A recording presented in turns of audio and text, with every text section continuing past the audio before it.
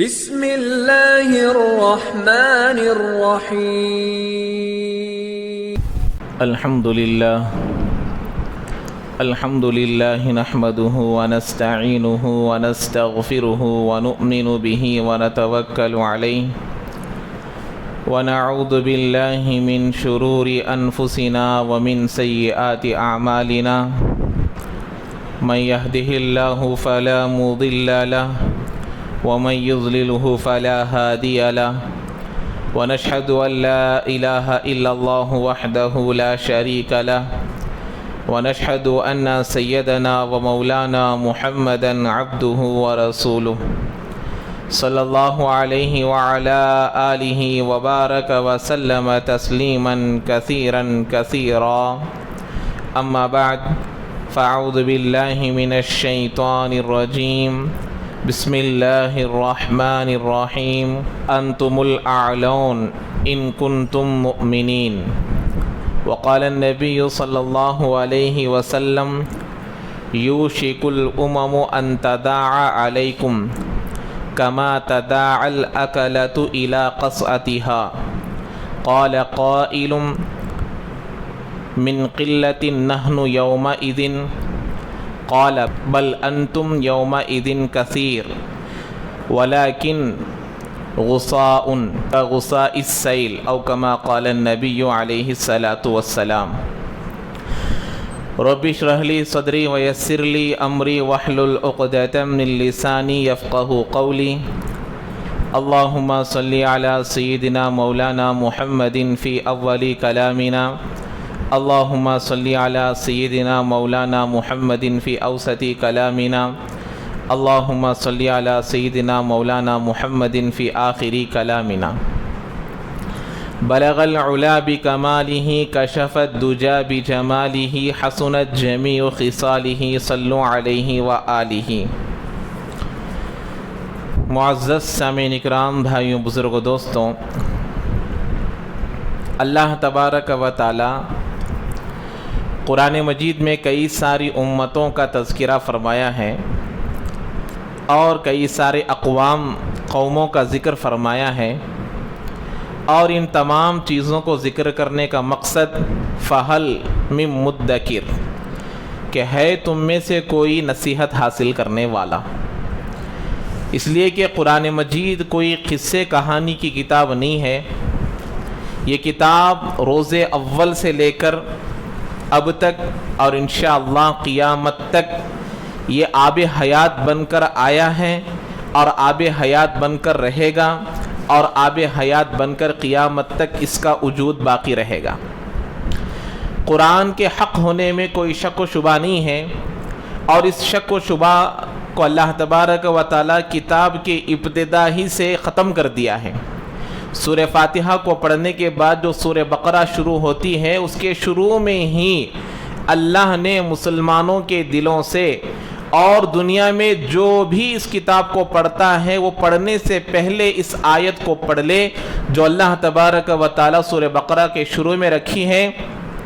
الف لام میم کہنے کے بعد اللہ نے کہا ذالک الکتاب لا ریب فیہ، یہ ایسی کتاب ہے اس میں شک شبہ نہیں ہے، اس میں کوئی جھوٹی بات نہیں ہے.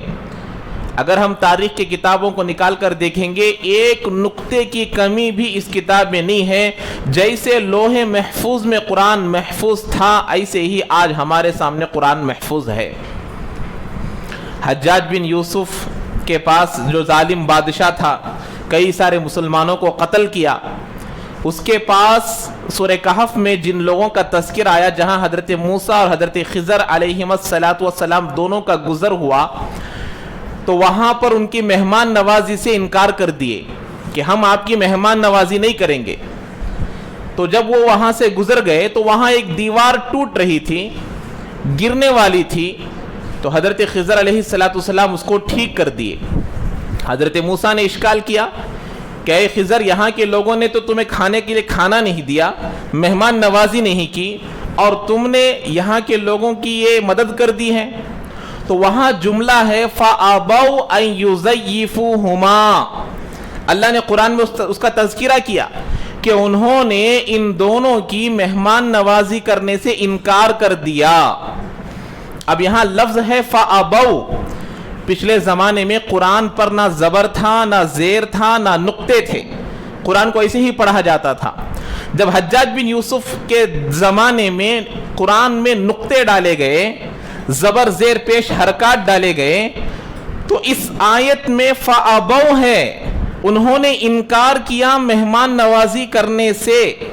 تو یہ اس قبیلے کے لوگ آ کر کہنے لگے اے حجاج تم قرآن میں نقطے ڈال رہے ہو، جہاں فَأَبَوْا ہے با کے نیچے ایک نقطہ آتا ہے، تم اس کو اوپر دو نقطے ڈال دو، تم جو مانگو گے ہم اس کو دینے کے لیے تیار ہیں۔ حجاج بن یوسف جو ظالم بادشاہ تھا، اگر اللہ کو کتاب کی حفاظت کرنا ہے تو ظالم بادشاہ سے بھی اللہ خدمت لے لیتے ہیں، تو اس نے کہا یہ پورے زمین بھر کر سونا بھی دے دو گے تو اس باغ کو میں تا نہیں بناؤں گا۔ فَأَبَوْا کے معنی ہیں انہوں نے انکار کیا۔ اس نے کہا با کے بجائے ایک نقطے کے بجائے اوپر دو نقطے لگا دو تو کیا ہوگا؟ فَأَتَوْا أَن يُزَيِّفُوهُمَا، وہ مہمان نوازی کرنے کے لیے تیار ہو گئے۔ فَأَبَوْا نکال کر پورا لفظ بھی نکالنے کی ضرورت نہیں ہے، صرف با کے جگہ تا لکھنا ہے، نیچے ایک نقطہ آتا ہے، اوپر دو نقطے لگانا ہے۔ تو حجاج بن یوسف نے کہا تم زمین بھر کر بھی مجھے سونا دو گے تو میں اس میں ایک نقطے کے بجائے دو نقطے نہیں لگاؤں گا۔ تو قرآن ایسی کتاب ہے جو ہمارے سامنے ہے، اس کتاب میں اللہ نے کتنے واقعات کو بیان کیا، کتنے اقوام کو بیان کیا، تمام چیزوں کو بیان کرنے کا مقصد میرے اور آپ کے لیے یہاں پر نصیحت حاصل کرنے کے لیے ہیں، آب حیات ہیں، ہمارے لیے رہبر ہیں، ہمارے لیے راہب ہیں کہ وہ ہم کو رہبر بن کر آیا ہے، وہ ہمارا رہبر بن کر آیا ہے، ہم لوگوں کو راستہ دکھلانے کے لیے آیا ہے۔ تو اسی قرآن مجید میں یہ کتاب روز اول سے ہے، آج کی کتاب ہے۔ میرے گھریلو مسائل کا حل اللہ نے قرآن میں رکھا ہے، میری انفرادی زندگی کا حل اللہ نے قرآن میں رکھا ہے، میری اجتماعی زندگی کا حل اللہ نے قرآن میں رکھا ہے، میری معاشی زندگی کا حل اللہ نے قرآن میں رکھا ہے، میری دینی زندگی کا حل اللہ نے قرآن میں رکھا ہے، ہمارے تمام مسلمانوں کے زندگی کے سماجی سوسائٹی کے تمام مسائل کا حل اللہ نے قرآن میں رکھا ہے۔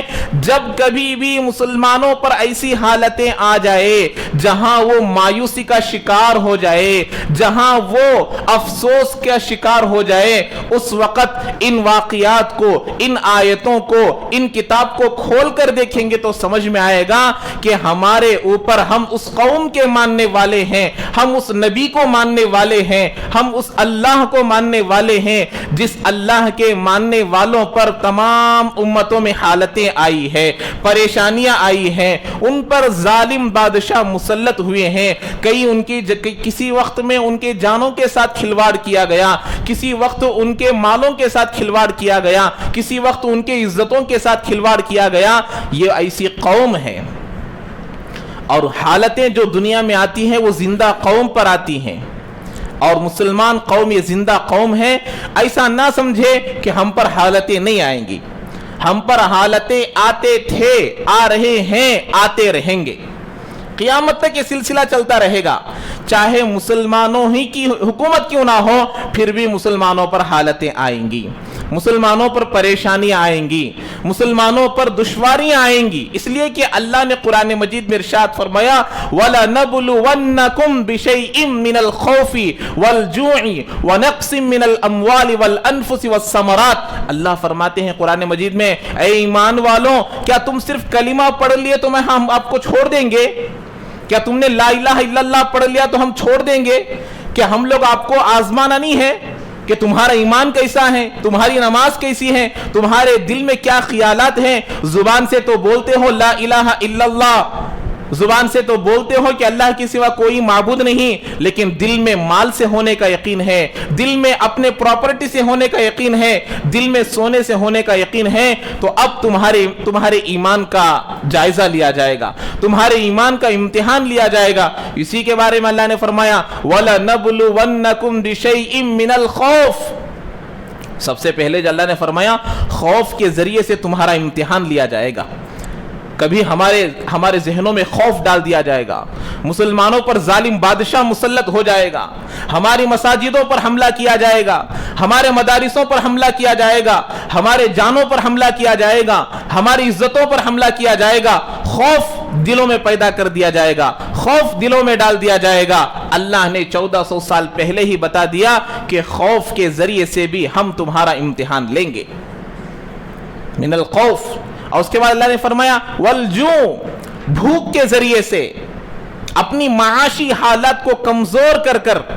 آج دیکھیے صرف ہندوستان میں نہیں، ہر جگہ مسلمانوں کے دشمن آپ لوگوں کو سامنے نظر آئیں گے، مسلمانوں کے پیچھے پڑے ہوئے ہیں، کیسے ان کے معاشی تجارت کو کم کر دیا جائے، معاشی معاملات کو کم کر دیا جائے، کیسے ان کے اندر ایسا کمزوری لائی جائے کہ یہ لوگ ہمارے سامنے سر جھکا کر چلنے والے بنے، کیسے یہ ہمارے غلام بن کر چلے۔ معاشی حالات کو کمزور کرنے کی پوری سازشیں چل رہی ہے، اور اللہ نے فرمایا یہ حالتیں بھی تم پر آئیں گی۔ آدمی سوچے گا کہ کہیں ہم بھوکے نہ پڑ جائے، وَنَقْسِمْ، اللہ تعالیٰ فرما رہے ہیں کہ وَالْجُوعُ، اور پھر فرمایا وَنَقْسِمْ مِنَ الْأَمْوَالِ وَالْأَنفُسِ، بسا اوقات تمہارے مال وغیرہ بھی کم ہوں گے، اور تم کو بیماری سے بھی آزمائیں گے، بیماری کے ذریعے سے بھی اللہ آزمانا چاہے تو آزمائیں گے۔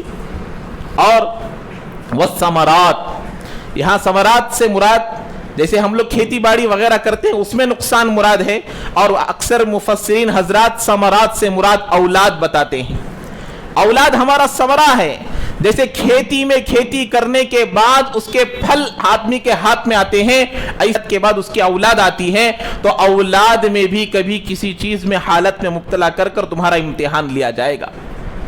لیکن اللہ نے آگے فرمایا، آگے اللہ تبارک و تعالی فرمایا وَبَشِّرِ الصَّابِرِينَ، یہ تمام امتحانات ہر مسلمان کے ساتھ ہوں گے۔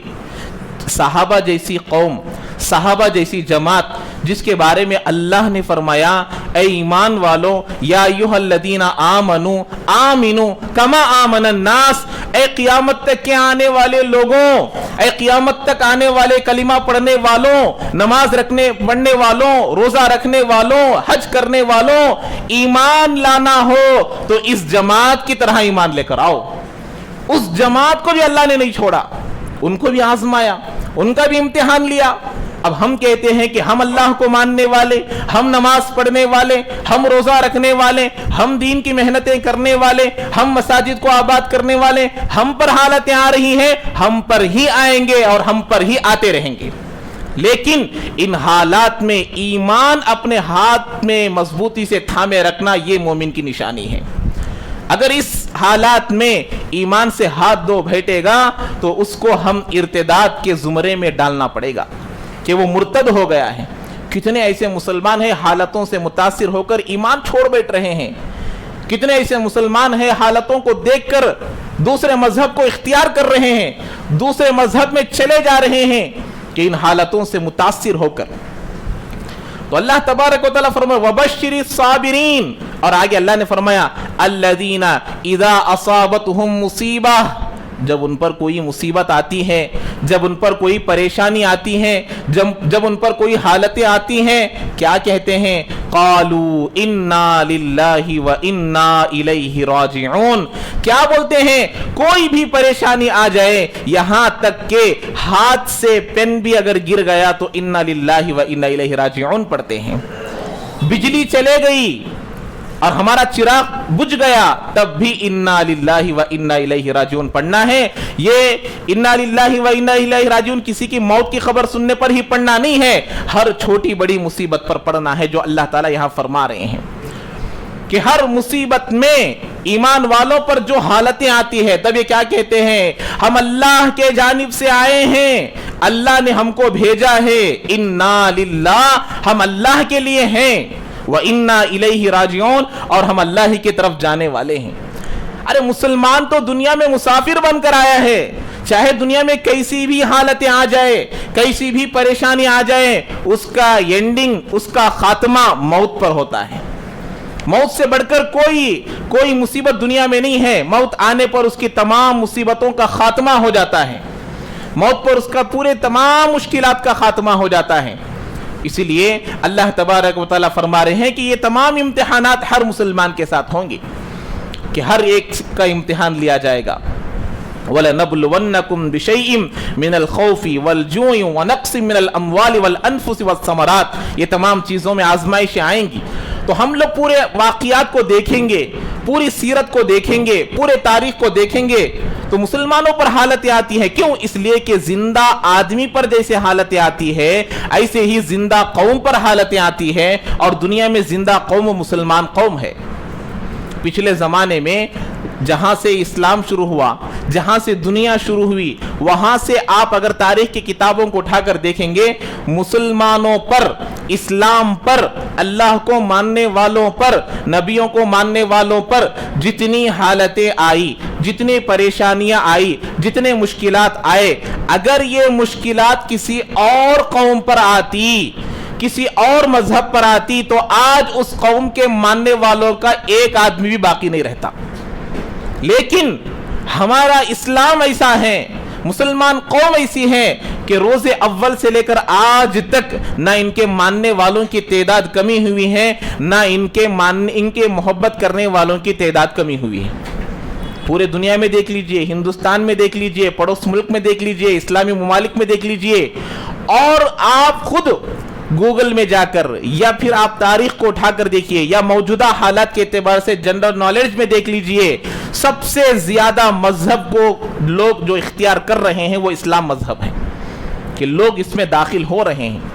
क्यों? इसलिए कि अल्लाह तबारक व तआला इसके अंदर एक ऐसी सिफत रखा है, लेकिन बसा औकात हमारे एक आदतें, हमारे एक कल्चर और हमारे रहना सहने को देखकर अक्सर लोग, बेशतर लोग क्या होते हैं कि इस्लाम से दूर हो जाते हैं।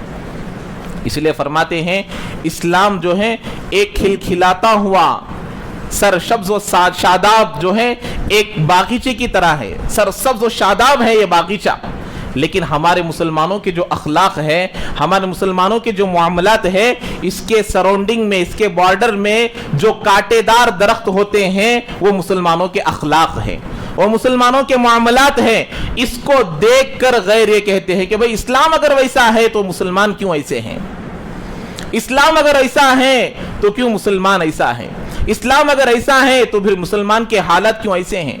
तो खुद मुसलमान जो अपने आप को मुसलमान कहता है वो खुद नमाज का पाबंद नहीं है, जो खुद अपने आप को मुसलमान कहता है वो खुद नबी के तरीकों को इख्तियार नहीं करता है, जो खुद अपने आप को मुसलमान कहता है वो नबी के तरीकों को इख्तियार करने के लिए तैयार नहीं है। तो मेरे भाइयों, ये हालात आएंगे, ये हालतें पहले से आई हैं, आ रहे हैं और आते रहेंगे, लेकिन हालात से मुतासिर होना ये मोमिन की अलामत नहीं है, ये मोमिन की अलामत नहीं है। इससे पहले एक कौम आई थी, हम लोग, मेरे और आपके आका जनाब मोहम्मद रसूलुल्लाह सल्लल्लाहु अलैहि वसल्लम को मानने वाले हैं, हम खैर उम्मत हैं, उम्मत मोहम्मदिया सल्लल्लाहु अलैहि वसल्लम है। हमारे से पहले कौम आई थी, हम लोग अभी 1445 चल रहा है, तकरीबन हमारे नबी आकर जाकर 1450 साल हो गए हैं, तो हम लोग उम्मत मोहम्मदी कहते हैं। इससे पहले एक कौम आई थी जिनको बनी इसराइल कहते हैं, हमारे नबी जाकर तकरीबन 1450 साल होने आ रहा है, नबी का सिलसिला खत्म, बगैर नबी का सिलसिला खत्म हो गया, 1450 साल होने आ रहा है। इससे पहले जो कौम थी वो बनी इसराइल तकरीबन 2000 साल दुनिया में रही है। सबसे शुरू में जो आए हैं हजरत मूसा और उनके साथ उनके भाई हजरत हारून अलैहिस्सलाम, ये दोनों एक साथ आए हैं। आखिर में 1400 साल के बाद आखिर में हजरत ईसा और हजरत यहया अलैहिस्सलाम आए हैं। शुरू में 2 नबी, आखिर में 2 नबी, तकरीबन 2000 साल का वक्फा, कोई साल ऐसा नहीं गुजरा जिसमें नबी ना आए हो। हर दिन, हर महीना, हर साल कोई ना कोई नबी बनी इसराइल में मौजूद था।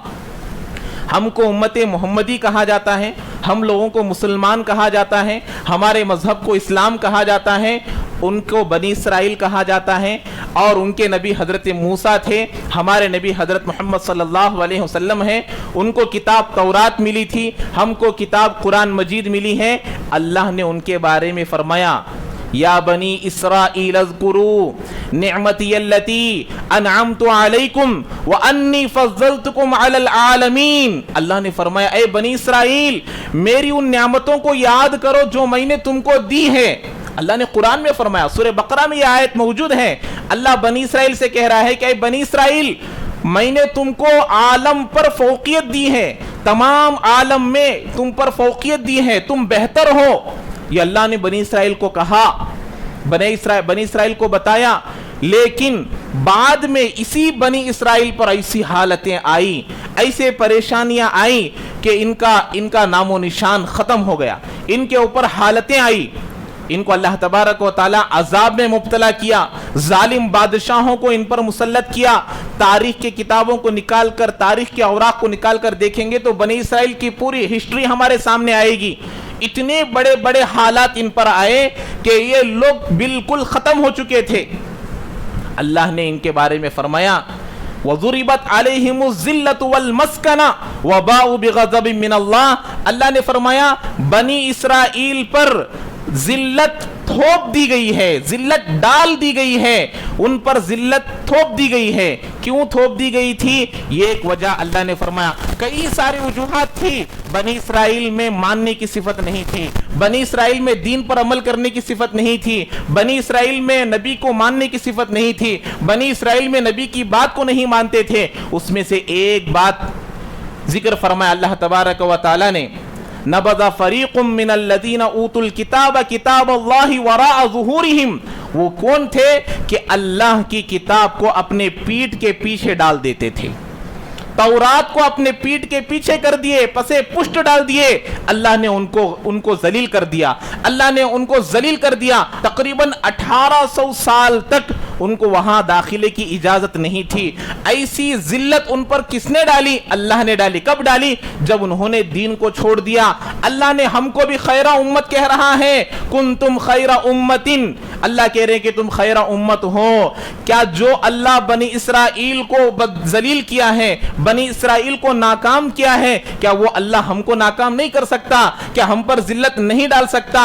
मेरे भाइयों, बताने का मकसद ये है कि वो उम्मत बनी इसराइल जो तमाम पर फौकियत हासिल करती थी, जब अल्लाह के अहकामात को छोड़ दिए, अल्लाह की किताब को अपने पीठ पीछे डाल दिए, तो अल्लाह ने उनको जलील कर दिया, रुस्वा कर दिया। वबाउ बिग़ज़बिन मिनल्लाह, अल्लाह के गजब के साथ वो लौटे हैं। तो आज इन हालात में हम लोग अपना मुहासबा करना है, अपना इम्तिहान लेना है कि मेरी जिंदगी में कितना दीन है, मेरे जिंदगी में कितनी नमाज है, मेरे जिंदगी में कितनी दीनदारी है। हमारे घरों में निकाह तो होता है, निकाह को सुन्नत मानने वाले हैं, लेकिन सुन्नत के मुवाफिक निकाह करने वाले नहीं हैं। वलीमा को सुन्नत मानने वाले हैं, लेकिन वलीमे को सुन्नत के मुवाफिक करने वाले नहीं हैं। कारोबार को सुन्नत मानने वाले हैं, लेकिन कारोबार को सुन्नत के मुवाफिक करने वाले नहीं हैं। दाढ़ी छोड़ना सुन्नत मानने वाले हैं, लेकिन दाढ़ी को सुन्नत के मुवाफिक छोड़ने वाले नहीं मिलेंगे। लिबास पहनना सुन्नत है, लेकिन पहनना सुन्नत के मुवाफिक करने वाले बहुत कम है। तो नबी को नबी मानने वाले तो हैं, लेकिन नबी की मानने वाले नहीं है। अल्लाह को मानने वाले तो है, लेकिन अल्लाह की मानने वाले नहीं है। अल्लाह को मान रहे हैं, इसीलिए जुमा में नमाज, जुमा में मसाजिद फुल हो रही है। जब अल्लाह की मानेंगे, 5 वक्त भी मस्जिदें फुल हो जाएगी।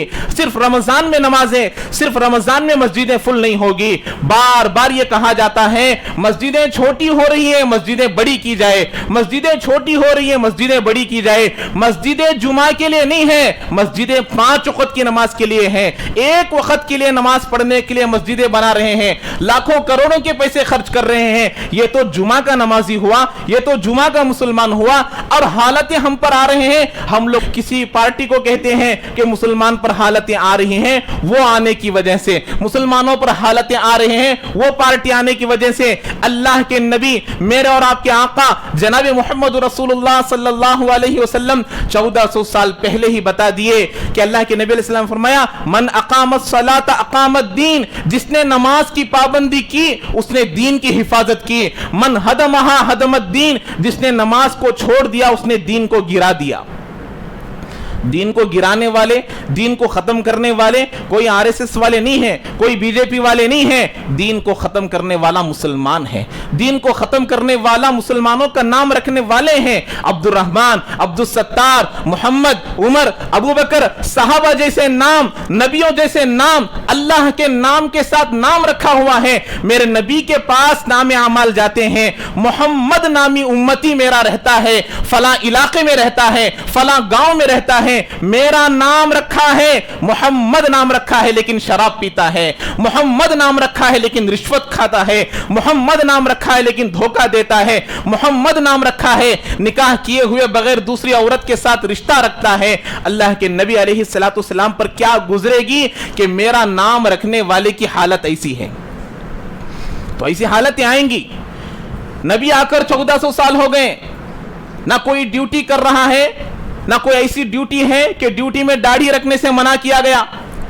قبر میں پیر چلے گئے, بال بوڑھے ہو گئے, سر کے بال بوڑھے ہو گئے, ایک مشت داڑھی چھوڑنے کے لیے مسلمان تیار نہیں, نمازوں کی پابند کرنے کے لیے تیار نہیں, نکاح سنت کے موافق کرنے کے لیے تیار نہیں, دین میں آنے کے لیے تیار نہیں.